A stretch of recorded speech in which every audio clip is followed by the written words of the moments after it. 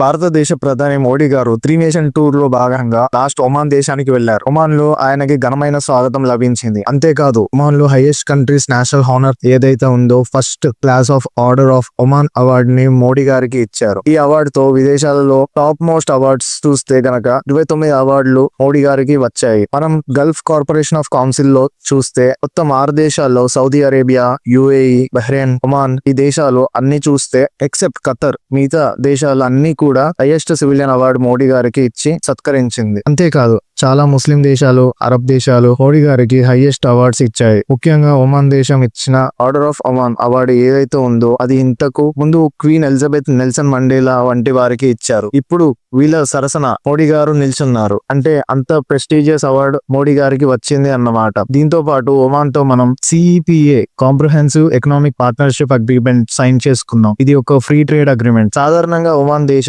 ఎక్కువ ఎవరితో అగ్రిమెంట్స్ చేసుకోదు. అమెరికాతో 2009లో చేసుకుంది. ఇప్పుడు ఇండియాతో అంతే.